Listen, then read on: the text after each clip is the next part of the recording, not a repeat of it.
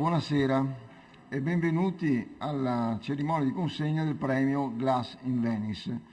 È un premio nuovo, come sentirete, un premio che riteniamo importante per diversi aspetti che vedrete via via che seguirà l'illustrazione, ma intanto desidero salutare gli ospiti che sono qui seduti vicino a me, il professor Pierfrancesco Ghetti, assessore, in rappresentanza del sindaco Orsoni. Lo ringrazio personalmente, ringrazio anche il sindaco perché ha voluto manifestare con questa presenza la partecipazione a questo evento.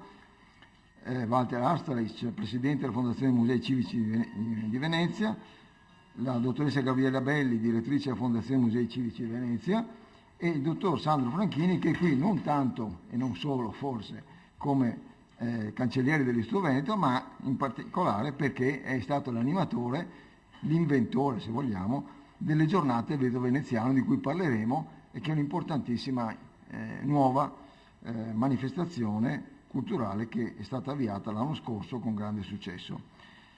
L'Istituto Veneto, vi chiederete perché si occupa di vetro, perché ha una lunga tradizione nel campo dell'arte vetraria, nel senso che nell'Ottocento ha finanziato moltissimi premi, attribuito moltissimi premi per la rinascita, che hanno contribuito alla rinascita del vetro di Murano. Ma a partire dal 2004, quindi in tempi molto più recenti, questo interesse si è rinnovato con un impegno in particolare per il vetro di Murano, ma non solo.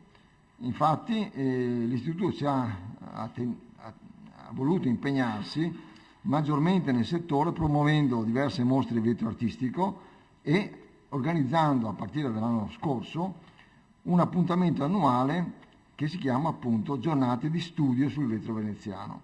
Un seminario nato dalla collaborazione del cancelliere dell'Istituto, dottor Sandro Franchini, con Rosa Berovier, che ha avuto un'ottima accoglienza a livello internazionale e un'ottima risposta da parte di istituzioni, musei, collezionisti e di tutto il mondo.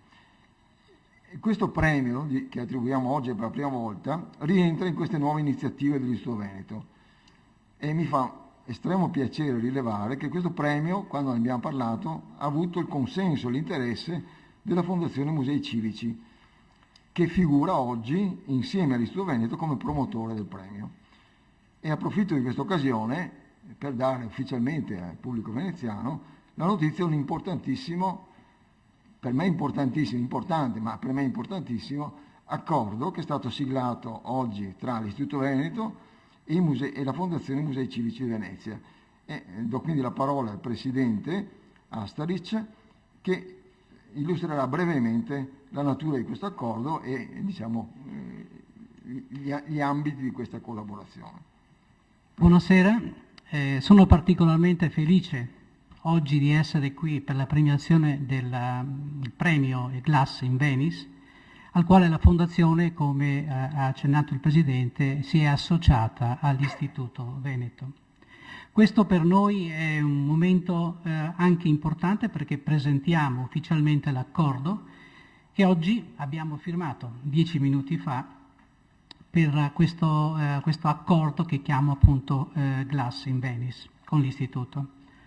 La volontà è quella di attivare una stretta collaborazione per un insieme di iniziative che valorizzano il patrimonio dell'arte vetraria a livello internazionale. L'obiettivo è rafforzare la città lagunare nel proprio imprescindibile ruolo di laboratorio culturale e di incontro tra i maestri della raffinata arte muranese e artisti e istituzioni a livello internazionale. L'accordo prevede alcune importanti forme di sinergia che vanno dalle edizioni future del premio, ovviamente, a promuovere mostre nell'area dell'arte vetraria, le giornate di studio che abbiamo già fatto lo scorso anno e che continueremo quindi nei prossimi anni, e la creazione di un sito che è molto ambizioso, dove riporteremo tutta l'attività fatta sia dall'Istituto che da noi nella parte del vetro. Questo è tutto. Ringrazio il Presidente per questo suo intervento e per appunto la firma di questo accordo e lo assicuro che da parte nostra faremo il possibile perché questa collaborazione sia intensa e fattiva. Do la parola adesso al professor Ghetti, una parola di saluto prima di entrare nel vivo del premio Venezia. Porto con vero piacere i saluti del sindaco Giorgio Orsoni all'Istituto Veneto, a questo premio e all'accordo che è stato testé stipulato con la Fondazione Musei Civici. E dico anche perché sento in modo particolare il valore di questa iniziativa, perché come amministrazione comunale noi abbiamo sviluppato un processo partecipativo in quel di Murano per ascoltare questa comunità che è portatrice fra l'altro di una antica tradizione dell'arte vetraria, per fare in modo che questa comunità possa vivere una qualità della vita elevata e poter, come dire, esprimere ancora attraverso i suoi maestri vetrai, attraverso le maestranze, quella grande, importante tradizione per il vetro artistico che in questo momento ovviamente si misura con le logiche di un mercato globale il quale non fa sconti a nessuno, per cui a nostro avviso, ed è stato ben segnalato all'interno di questa esperienza, solo la qualità ci salva e quindi noi dobbiamo in tutti i modi valorizzare queste risorse, l'importanza e l'esperienza e la tradizione di quest'isola e a mio avviso il modo migliore è quello di poter agganciare la storia di questa tradizione attraverso il Museo del Vetro, che è una realtà viva, vitale e in continua crescita, e attraverso la realtà quotidiana, cioè l'opera dei maestri vetrai. Questa è la grande risorsa di quest'isola e su questa noi dobbiamo, come dire, imperniare la logica per mantenere e sviluppare la vita di questa, come parlo di una comunità come una realtà come dire, complessa, articolata, di diverse funzioni, perché tutti servono a mantenere. Un aspetto importante di questa comunità è conservare anche l'orgoglio della professione. Ecco allora che questo premio, Glass in Venice, è una grande occasione, una grande vetrina per poter valorizzare anche con un confronto internazionale, anche aprendosi al mondo, perché questo è necessario fare, ma offre una grande opportunità perché il prestigio dell'Istituto Veneto sicuramente, assieme a quello dei musei veneziani, è un prestigio riconosciuto internazionalmente e quindi agganciare questo premio, agganciare l'opera dei maestri vetrai, agganciare questa tendenza verso il bello, verso l'arte, verso la creatività, diventa una ricetta vincente in un momento in cui vi assicuro è molto difficile mantenere delle condizioni economiche e operative tali da poter far sì che questa realtà continui non solo ma migliori, ma aggredisca, ma si metta in mostra anche nei mercati internazionali, così come la qualità di questi loro prodotti merita. Ecco quindi dove deriva il mio entusiasmo, l'entusiasmo del sindaco nel riconoscere all'Istituto Veneto e alla Fondazione Musei, come dire, l'intelligenza nell'aver colto l'occasione per premiare un brand. Voi parlate del vetro in generale, ovviamente con la giusta dimensione internazionale, ma promuovere, creare un'occasione in più per il brand che è il vetro artistico di Murano. Grazie Presidente. Grazie per questo intervento e grazie anche per la considerazione che il sindaco nelle parole di professor Ghetti ci ha dato. E veniamo adesso al premio Glass in Venice. Prima di tutto una difesa d'ufficio del fatto che è Glass in Venice, cioè è una parola in inglese, e questo è anche il significato. Noi vogliamo far conoscere la qualità del vetro al mondo e Venezia deve essere un punto di riferimento mondiale del vetro di qualità. Quindi questa è la ragione di questo brand, chiamiamolo Glass in Venice, che è associato al premio. Il premio avrà una cadenza annuale e sarà ed è un riconoscimento di prestigio che viene dato a maestri o a maestri del vetro che si siano particolarmente distinti con la loro opera, lavorando nel grande solco della tradizione del vetro di Murano, quindi maestri muranesi, oppure a maestri vetrai che abbiano lavorato in scuole o tecniche diverse fuori di Murano, ma con lo stesso livello di altissima qualità. Con questa iniziativa si vuole sottolineare che non solo Venezia, grazie a Murano, è il famoso e nobile centro di una raffinata arte, di una prodigiosa tecnica vetraria che ha una storia ormai pluricentenaria, ma anche che Venezia è la città alla quale moltissimi grandi maestri di rilievo internazionale guardano con ammirazione e rispetto. E questo scambio diciamo mutuo di esperienze e di informazioni è, secondo noi, la garanzia di una ulteriore qualità, di un ulteriore avanzamento della qualità della produzione vetraria anche da noi. Non spendo altre parole, ma lascerei adesso lo spazio a un breve video che anticipa poi il nome dei coloro che riceveranno il premio e che sono qui presenti. Quindi richiederei di mandare il video a questo punto.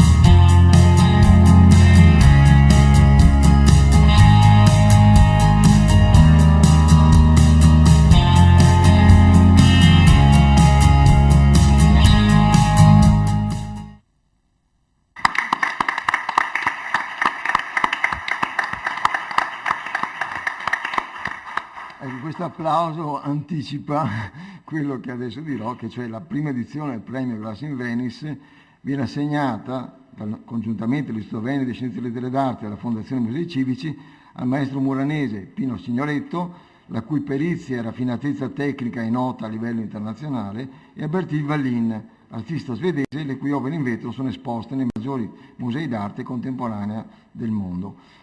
A testimonianza del valore che l'Istituto Veneto attribuisce al premio, un'opera per ciascuno dei due autori che vengono premiati rimarrà esposta nel Pantheon Veneto all'ingresso di Palazzo Loredan per alcuni giorni, quindi chi vuole passare.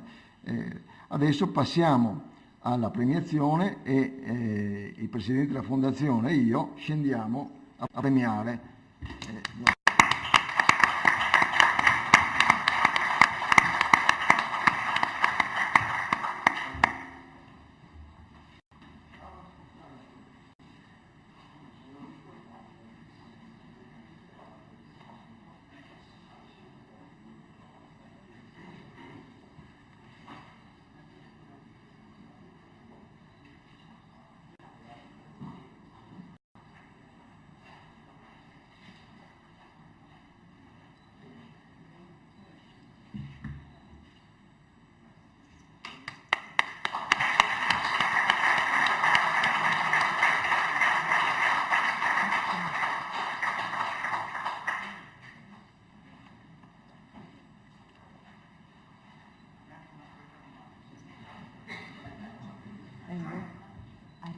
di là mi preparo.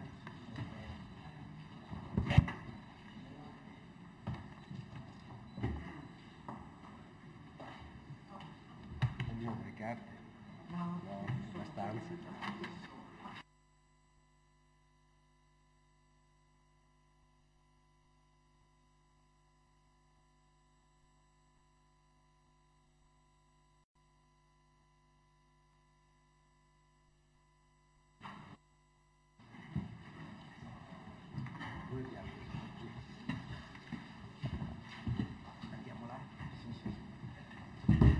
Ecco, adesso a questo punto io prego appunto i premiati, sono già accomodati insieme al dottor Ciabelli e al dottor Franchini, e diamo inizio con l'aiuto dei microfoni volanti a una breve presentazione, intervista da parte appunto dei due premiati, in modo che in queste brevi parentesi vengano approfondite alcuni aspetti delle loro opere. Quindi se ci sono un po' dai microfoni, e non so da chi si comincia. Comincio io? Sì.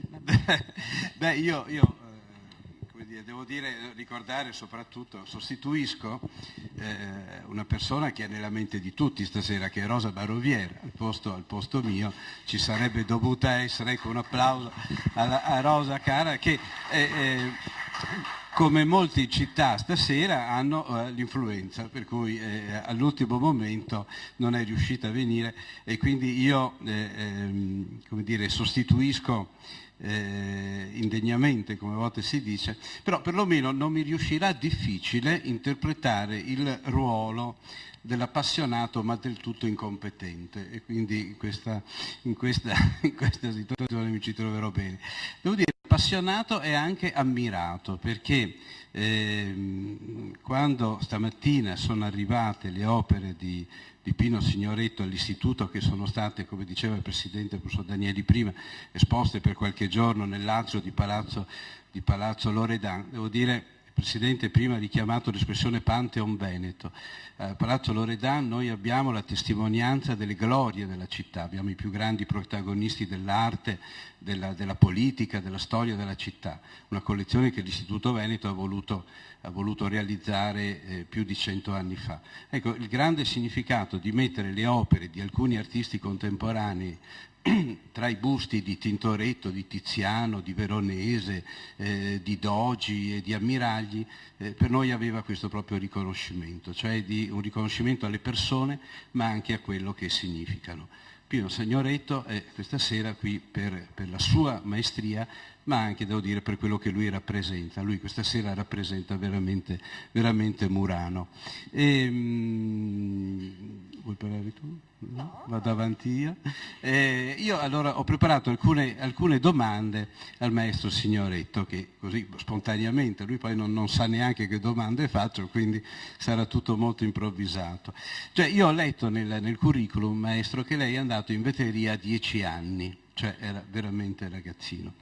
E volevo chiederle così, che impressione ha avuto all'inizio, perché c'è andato, cioè l'ha spinto la famiglia, la attirava l'ambiente, il mondo, e com'è stato il primo impatto, se c'erano così delle cose che lei ricorda in modo particolarmente vivace. Beh, io sono andato a lavorare a 10 anni, come tanti maestri di quell'epoca. Non era quasi che si andava perché si era costretti, ma quasi, insomma, per necessità anche di vita. Comunque io, quando sono entrato nella fornace, sicuramente là ho avuto la sensazione, come nelle fiabe, insomma, il fascino di questa materia mi ha preso subito. Tanto è vero che mio padre faceva l'imbianchino e che io ho rinunciato di fare l'imbianchino perché volevo assolutamente fare il maestro, insomma, lavorare il vetro. Nel curriculum lei cita alcuni maestri che sono nomi presenti a tutti, nomi che sono un po' dei monumenti per la storia del vetro contemporaneo di Murano, ma lei incomincia con un nome in particolare che è Alfredo Barbini. Ha qualche ricordo in particolare del grande maestro Barbini? Beh, di Alfredo ci sarebbe tante cose da dire. Io lo reputo il papà o la mamma, insomma, come si vuol dire, di tanti maestri. Ma comunque io ho avuto la fortuna di lavorare con Barbini, ma ho lavorato con Livio Seguso, con Angelo Seguso, con Ermanno Nason, che sono veramente dei grandissimi maestri, e da là ho cominciato la mia storia, insomma. Comunque Alfredo, credo che Alfredo sia stato veramente quello che ha un po' ispirato tutti noi maestri e ci ha insegnato alcune tecniche che magari non avevamo mai imparato se lui non esistesse. Ecco, sempre leggendo nelle sue note personali mi ha colpito questa dimostrazione che lei ha eseguito davanti alla famiglia imperiale giapponese. Già, una cosa che mi ha colpito è se avevano una fornace, cosa hanno fatto. Com'è andata questa e che cosa ha fatto vedere, che cosa ha realizzato in quell'occasione? Beh, questa storia si è svolta a Hokkaido, che è un'isola, va bene. Sono stato invitato, mi hanno detto che c'era questa possibilità di avere davanti dei principi, e in una notte, perché non c'era la fornace, perché non esisteva, in una notte hanno costruito la fornace, di cui io ho dato una mano anche, e abbiamo fatto questa dimostrazione davanti a due personaggi veramente molto, ma molto entusiasti di veder lavorare il vetro. È stata un'esperienza fantastica, veramente, porterò sempre nel mio cuore. E questo ci ha portato a quella che è un aspetto che caratterizza un po' la sua carriera, che è quella dei viaggi all'estero e dei contatti internazionali così numerosi. Lei però qui anche a Murano, direttamente a Murano, lei ha avuto occasione di lavorare insieme a dei grandi maestri, artisti del vetro come anche artisti in generale. Io credo che questa sia, un po' mi lancio a quello che diceva il professor Danieli prima, cioè questa capacità di Murano di essere centro di un'esperienza del vetro che parte sia dalla grande tradizione muranese, ma a volte anche proprio a Murano convergono delle persone che provengono da altre culture, ma anche in particolare proprio da altre esperienze di lavorazione del vetro. Questo dialogo tra questa grande tradizione muranese e questo mondo diverso, ha come perno, come interlocutore necessario il maestro vetrario. Io, alla luce proprio di questa sua grande esperienza in questo senso, le chiedo qual è stata un po' la difficoltà di mettere d'accordo persone che parlano lingue anche diverse ma che provengono da esperienze diverse, che però in comune hanno il vetro. La difficoltà avviene quando abbiamo a che fare con dei designer che non conoscono la materia e che chiaramente la prima esperienza comporta loro di avere tante critiche o tante paure, insomma. Il maestro ha questa forza, il maestro è quello che rende il design più, diciamo, più consone con il vetro, e questa è la capacità del maestro che deve essere riconosciuta, perché è un grande interprete, perché interpreta il vetro e lo trasmette nel vetro, e interpreta le idee di questi grandi designer, insomma, non è una cosa semplice. Ecco, l'ultima domanda, prima quando facevamo due chiacchiere prima dell'inizio, lei insisteva su questa importanza anche dello studio, della conoscenza da parte anche dei giovani che devono essere educati ad amare il vetro, a lavorare il vetro e a conoscere anche le varie esperienze del vetro. Questa è una cosa che all'Istituto abbiamo cercato in qualche modo di realizzare. Che cosa lei direbbe ai giovani che adesso sono anche incuriositi e affascinati del vetro? Li incoraggia? Direi ben vengano, se hanno voglia di fare, questo è importante. È chiaro che noi, parlo di noi maestri di quell'epoca e attuale, va bene, noi abbiamo fatto una scuola, volente o non volente, la nostra è stata una scuola importante. Io credo e chiedo a questi giovani di frequentare la fornace, di partecipare con più passione, con più attenzione, con più amore, anche con più curiosità a questa materia, perché veramente c'è bisogno di questi giovani e devono capire che è un'arte di cui bisogna essere molto ma molto orgogliosi di frequentare. Grazie maestro, io adesso passerei. Grazie. Beh, tocca a me adesso parlare, fare due chiacchiere con Bertil Valien.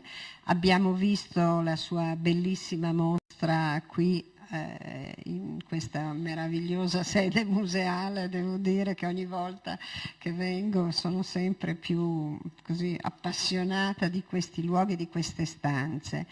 Bertil naturalmente, lo sappiamo, è considerato il più grande maestro svedese che lavora il vetro d'arte.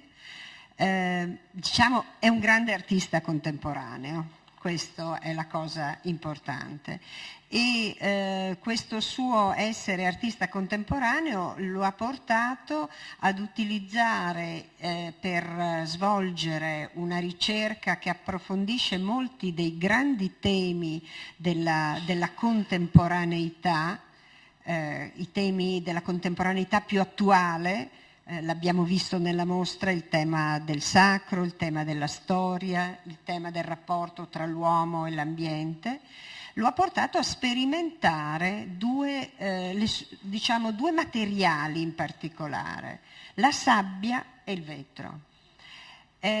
Dunque io penso che da questo strano matrimonio tra la sabbia e il vetro nasca anche una sorta di ibridazione davvero visionaria e fantastica, che è un po' il processo creativo di Bertil Valien. Ma io devo fare a lui adesso due domande e quindi, sorry Bertil, I have to speak in English for you because I know that you don't understand Italian. I'm sorry. Don't worry. And the first question is, why aren't there many artists working glass? What about?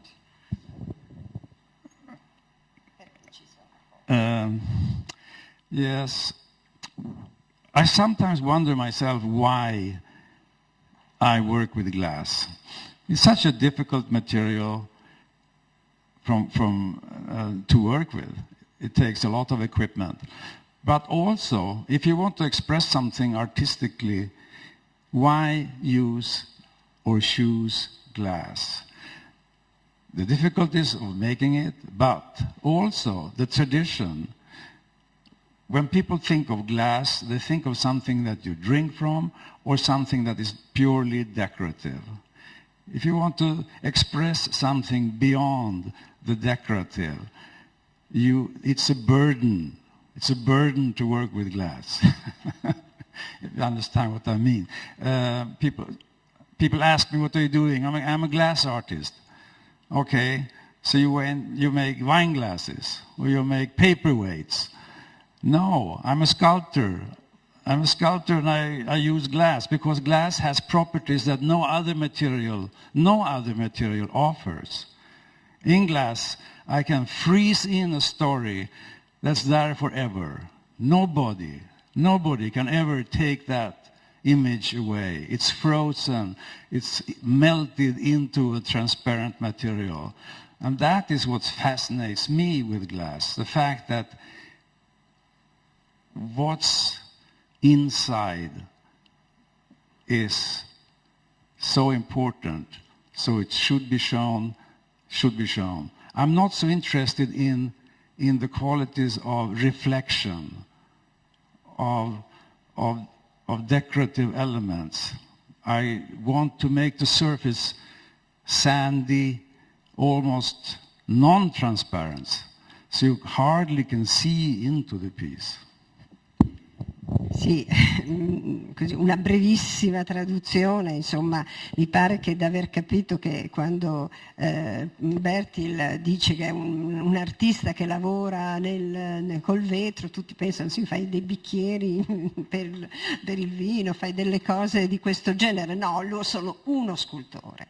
E questo mi pare che sia l'elemento straordinario. Certo, dice, ci sono moltissime difficoltà nel lavorare questo materiale, credo questo sia uno degli elementi che affascina particolarmente la difficoltà, però anche la capacità di questo materiale di diciamo, offrire delle possibilità creative espressive totalmente diverse e quindi far uscire, far trasparire anche dal vetro, anche dall'opacità del vetro, insomma, quell'anima, quel senso generale del suo lavoro.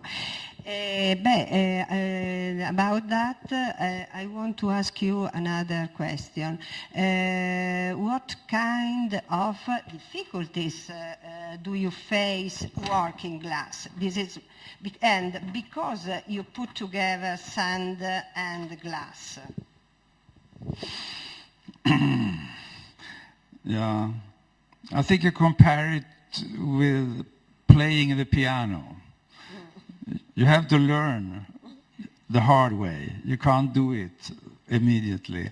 I think the difficult part as an artist using glass is to get your ideas adopted to the material and to the limitations of the material, but also see the possibilities of it. Technically, of course, there are difficulties, but those can always be solved. Artistically, to actually extend what's up here, and in your hand, and get that together and make it work, that's the difficulties.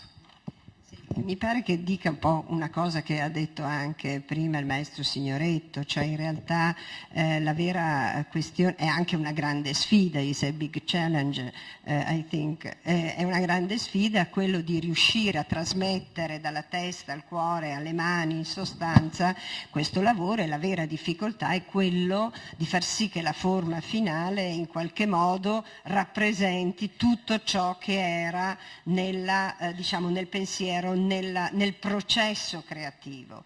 And why sand and glass? Well, you know, the traditional way of working glass is on a blowpipe. On a blowpipe. Okay. And I started off as a commercial designer for a glass factory, designing things for production. But the more I was in that environment, seeing the glass, seeing what could be done, I wanted to express something of my own. So I started to experiment with other materials. I want to use my hands. I want to be part of the process. So, and you can't touch the glass. I can't touch the glass. So instead I found this method of forming a negative shape in sand, which then is filled with glass. And that gives me full control. Sì, questo è molto interessante, cioè in realtà il vetro cioè è impossibile toccare il vetro perché brucia, è caldo, e quindi per uno scultore alla fine c'è questo handicap grande che crei, pensi, immagini un'opera e poi alla fine non puoi toccarla perché il vetro devono essere altri, in ogni caso darci la forma, mentre la sabbia ha questo potere meraviglioso di poter, come dire, imprimere in negativo una forma e un'immagine, e quindi questi due materiali, insomma, ricordando i suoi meravigliosi lavori, in qualche modo sono l'uno a supporto dell'altro, insomma costruiscono insieme un'idea, una forma, un'idea, un pensiero, una creatività ritrovata in questi due meravigliosi materiali. Grazie, thank you very much.